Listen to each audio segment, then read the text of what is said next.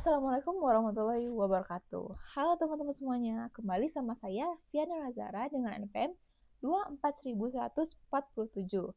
Nah, pada kesempatan kali ini saya akan mengajak teman-teman semua untuk membedah suatu fenomena sosiologi hukum yang sangat kontekstual dan krusial di era kontemporer Indonesia saat ini. Nah, kita akan membedah fenomena tersebut melalui sebuah artikel yang berjudul dengan mengintegrasikan sebuah pemikiran dari Philip Tonet dan Philip Zelnick yang berjudul Law and Society in Transition. Baik, artikel ini memberikan gambaran yang jelas dan mendalam mengenai realitas sosial yang sedang kita hadapi sekarang, yaitu kondisi di mana penanganan kasus oleh aparat penegak hukum seringkali baru bergerak cepat dan menunjukkan taringnya setelah kasus tersebut menjadi pembicaraan hangat atau dengan kata lain viral di media sosial. Penulis artikel ini juga menggarisbawahi bahwa adanya pergeseran radikal terhadap cara masyarakat dalam menyuarakan ketidakadilan. Nah, fenomena ini juga memicu perdebatan epistemologis terhadap objektivitas dalam sistem peradilan formal kita dan dampaknya terhadap living law atau hukum yang hidup dan berkembang di tengah masyarakat. Dalam membedah fenomena ini, kita tidak bisa hanya dengan membaca buku undang-undang yang bisu. Kita memerlukan pisau analisis sosiologi hukum yang komprehensif. Nah, dalam konteks inilah pemikiran klasik nomor mutakhir dari Philip Tonet dan Philip Zelnick yang berjudul Law and Society in Transition menyediakan kerangka teoritis yang bagus serta kokoh untuk membedah si anomali digital tersebut. Baik, sekarang kita akan membahas mengenai tipologi hukum dari Zelnick dan Tonet. Nah, mereka ini, Zelnick dan Tonet, membagi tipologi hukum menjadi 3 tahapan atau 3 model transisi, yaitu yang pertama ada repressive law, yang kedua ada autonomous law, dan yang ketiga ada responsive law. Nah, yang pertama ada repressive law. Repressive law ini ditandai dengan adanya dominasi hukum yang sangat kuat. Di sini, hukum itu hanya sebagai alat pengendali. Nah, jadi hak asasi manusia di sini tuh berada di titik nadir.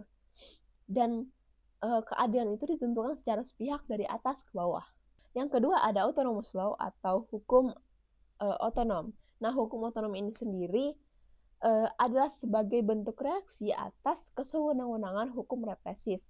Nah, untuk hukum di sini mencoba untuk mengisolasi diri dari pengaruh politik, mencoba untuk mengedepankan prosedur yang ketat, aturan formal, institusi yang independen, serta kepastian hukum demi mewujudkan prinsip hukum yaitu equality before the law, yang artinya kesetaraan di hadapan hukum.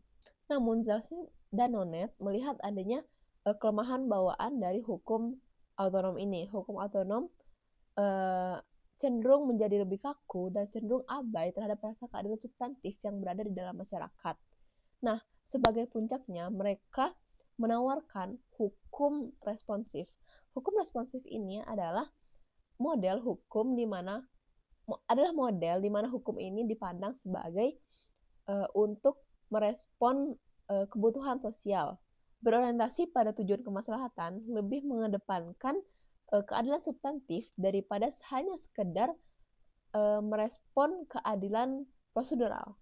Rekan-rekan sekalian, ketika kita merenungkan dan membaca artikel Noviral Knowledge ini, sebenarnya kita sedang melihat sebuah pertempuran, sebuah benturan sosiologis hebat antara karakteristik hukum otonom yang cenderung kaku dan lambat melawan ekspektasi dan tuntutan masyarakat digital untuk hukum itu bekerja secara responsif. Di satu sisi, sistem peradilan formal di Indonesia ini dikonstruksikan secara agung di atas pilar-pilar hukum otonom. Konstitusi kita, sebagaimana yang juga ditegaskan dalam artikel ini, menjamin bahwa Setiap warga negara Indonesia ini memiliki kedudukan sama di mata hukum sesuai dengan pasal 27 ayat 1 Undang-Undang Dasar 1945 serta berhak atas kepastian hukum yang adil dan tanpa adanya diskriminasi dari pihak manapun sesuai dengan pasal 28D ayat 1. Aparat penegak hukum kita dilatih secara doktrinal berdasarkan standarisasi operasional, hukum acara yang formal, pembuktian empiris yang cukup memakan waktu, serta birokrasi yang berjenjang. Namun, di sisi lain, artikel ini juga memotret sebuah realita empiris dari hukum otonom yang kaku ini. Lebih sering kali gagap dan gagal dalam merespon jeritan keadilan dari masyarakat marginal dan kasus-kasus yang tidak memiliki akses kekuasaan dan finansial. Akibatnya apa? Akibatnya adalah terjadi sumbatan komunikasi hukum. Ketika pintu-pintu institusi terasa tertutup dan tuli, masyarakat tidak tinggal diam. Mereka memanfaatkan teknologi informasi dan media sosial sebagai sarana alternatif dalam menyuarakan keadilan. Sebagai linggis digital untuk mendobrak sebuah kekakuan dari institusi tersebut. Disinilah fenomena no viral no justice lahir. Ini bukan sekedar tren, namun adalah bentuk partisipasi masyarakat digital untuk mendorong institusi hukum otonom ini agar bertindak lebih responsif. Menurut perspektif Nonet dan Zelznick, viralitas di media sosial ini sebagai bentuk intervensi dari pihak eksternal yang sangat kuat. Nah, viralitas inilah yang memaksa hukum yang otonom dan menutup diri untuk keluar dari cangkang legalistiknya. Ketika sebuah kasus penganiayaan, korupsi, dan ketidakadilan sosial mencuat dan menjadi viral di media sosial, jutaan netizen bertindak sebagai hakim digital. Mereka memberikan tekanan moral dan sosial kepada aparat penegak hukum. Namun, tekanan inilah yang dapat melonggarkan kekakuan dari birokrasi hukum. Aparat penegak hukum yang tadinya lambat dan tidak merespon laporan-laporan dari warga, tiba-tiba berubah menjadi sangat responsif.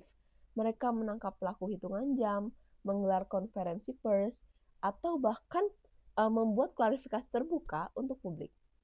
Dari sudut pandang ini, nampaknya viralitas di media sosial berhasil menjadi katalisator untuk mendorong hukum Indonesia bertransisi menjadi hukum yang responsif, di mana institusi hukum di Indonesia ini menjadi lebih peka dan terbuka dan mau mendengarkan apa yang sesungguhnya menjadi keresahan dari masyarakat tingkat marginal.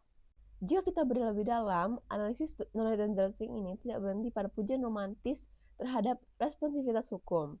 Mereka justru memberikan peringatan teoritis yang sangat mendasar dan menakutkan terhadap risiko dari transisi hukum ini.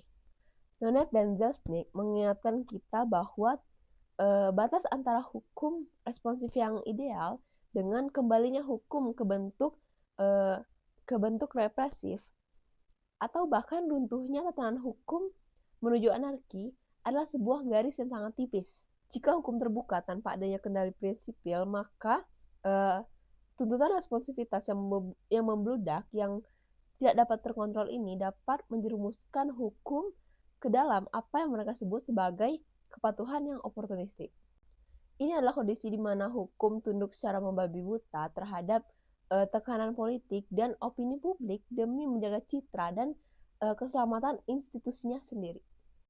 Artikel ilmiah yang sedang kita bahas saat ini mengkonfirmasi kekhawatiran teori tersebut dengan sangat tepat.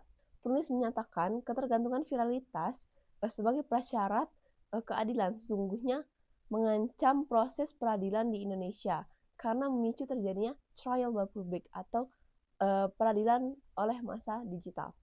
Ketika penegakan hukum ditentukan dari jumlah like, share, dan jempol netizen, maka independensi aparat penegak hukum berada pada posisi rentan.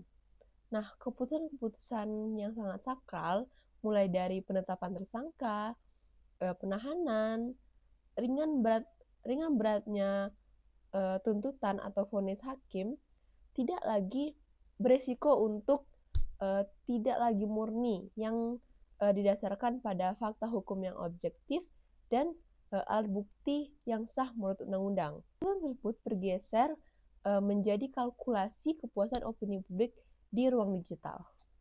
Nah, hukum yang seharusnya berdiri atas asas universal, yaitu asas praduga tak bersalah atau presumption of innocence, kini bergeser secara mengerikan ke asas praduga bersalah atau presumption of guilt akibat dari narasi sepihak yang terlanjur viral dan diaminkan oleh massa cyber. Lebih jauh lagi, jika kita bedah melalui pisau analisis Nonet dan Zelazny, fenomena no viral no justice ini menyingkap tabir hitam adanya diskriminatif struktural baru di era digital. Nah, penulis artikel ini juga menyebutkan adanya tantangan yang sangat krusial mengenai kesenjangan akses teknologi dan kesetaraan digital. Keadilan sosial dalam kerangka hukum responsif ini mengandaikan bahwa seluruh lapisan masyarakat memiliki kesempatan hukum yang sama, yaitu hak yang setara untuk menyuarakan kepentingannya. Namun, dalam realitas masyarakat digital saat ini, akses untuk memviralkan suatu kasus itu tidaklah tersebar secara merata. Kemampuan untuk membuat isu tersebut menjadi viral tentu membutuhkan modal sosial seperti literasi digital yang tinggi, jaringan internet yang stabil, kegigihan algoritma, atau bahkan tidak jarang nih masa cyber ini membutuhkan dukungan dari influencer dengan jumlah pengikut yang besar. Artinya apa? Ini adalah sebuah ironi sosiologi. Warga miskin di daerah terpencil, masyarakat adat yang tidak memiliki akses internet yang memadai, atau mereka yang tidak memahami algoritma media sosial, tentu akan terus terabaikan dan teralienasi oleh sistem hukum. Kasus-kasus ketidakadilan yang mereka alami akan tetap membeku dan berdebu di laci-laci meja aparat, karena mereka tidak mampu menembus lingkaran emas viralitas. Sebaliknya, mereka yang berada di pusat kota dengan literasi digital yang murni dan jaringan internet yang memadai akan dengan mudah menjangkau dan menggerakkan massa cyber untuk menuntut keadilan. Berdasarkan seluruh uraian analisis yang panjang dan mendalam yang sudah saya sampaikan, artikel ini merekomendasikan perlunya penguatan mekanisme internal dan profesionalisme lembaga penegak hukum agar laporan masyarakat dapat ditangani secara adil, tepat waktu, dan berdasarkan hukum yang berlaku, tanpa harus menunggu kasus tersebut viral di media sosial. Jika kita terjemahkan rekomendasi ini ke dalam blueprint transisi hukum dan Zelazny, maka bangsa Indonesia ini harus dengan sengaja, sadar, dan bijaksana dalam mengarahkan sistem hukumnya menuju hukum responsif yang berintegritas. Hukum responsif yang berintegritas di era digital saat ini berarti bahwa institusi hukum baik kepolisian, kejaksaan, pengadilan harus membangun saluran-saluran responsivitas resmi yang transparan, akuntabel, dan berbasis teknologi yang dapat diakses seluruh lapisan masyarakat secara setara. Aparat penegak hukum kita harus memiliki kepekaan sosial untuk mendengar dan mendeteksi ketidakadilan sejak dini. Mereka harus bergerak bukan karena takut akan tekanan viralitas di media sosial, bukan karena takut dicopot jabatannya karena telah viral, melainkan mereka itu harus bergerak atas panggilan etis profesi dan kepatuhan mutlak terhadap konstitusi. Namun, responsivitas institusional ini wajib hukumnya untuk diimbangi dengan benteng integritas hukum yang kokoh. Artinya, ketika institusi hukum ini mulai membuka diri untuk menerima masukan, kritik, dan laporan dari masyarakat digital, maka pengambilan keputusan substantifnya harus tetap berdiri tegak di atas koridor pembuktian yang rasional, supremasi hukum, dan keadilan yang objektif. Institusi peradilan tidak boleh bertekuk lutut pada tekanan anarki digital, tetapi di saat yang sama juga mereka tidak boleh mengabaikan substansi keadilan yang dituntut oleh masyarakat. Rekan-rekan sekalian, tugas kita bersama untuk memastikan bahwa transisi ini berjalan ke arah yang benar dan dapat memberikan keadilan substantif bagi seluruh rakyat Indonesia di era digital saat ini. Demikian pembedahan sosiologi hukum yang dapat saya sampaikan. Lebih kurangnya saya mohon maaf. Terima kasih. Wabillahi taufiq wal hidayah. Wassalamualaikum warahmatullahi wabarakatuh.